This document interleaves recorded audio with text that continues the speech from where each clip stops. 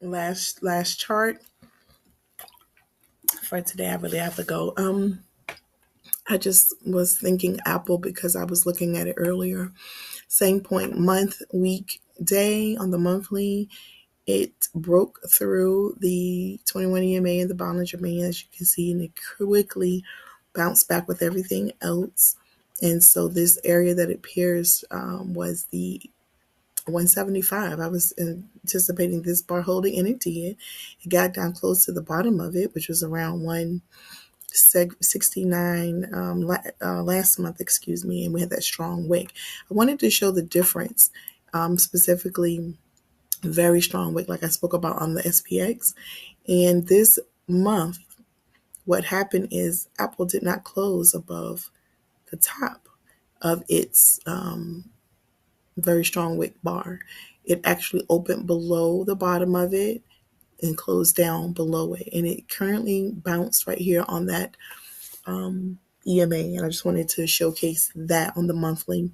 As you can see, there was a breakdown here on the RSI signal line. We're currently right here holding 50 though. So we're going to call that hopeful. And I've been seeing a lot where people are talking about the tariffs very much so impact Apple, if not the most. One of the companies that are impacted greatly. Anyway, excuse me. And we can see on the MACD, the signal line has crossed down, but we are still above the zero line. So while it's kind of tilted down, slightly bearish, but let's talk about a couple other things. So this is my monthly view. The candle technically closed bearish because we closed beneath the close of the previous candle. I want to say, however, but that's the truth, okay?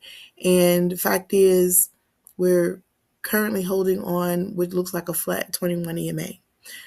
Some technical thoughts, so let's keep moving through. There's this wick is higher, but that's what I want to say. Let's jump into the weekly. Excuse me. So on the weekly chart, very interesting. This is how I got the fact that we were chopping here. So this is looking, the MACD, as you can see, is below the zero line. It has not crossed up. So maybe we're waiting for that. And then here, we're actually below the 50, and we have the signal line hasn't crossed up also. So maybe Apple is leaning slightly bearish still.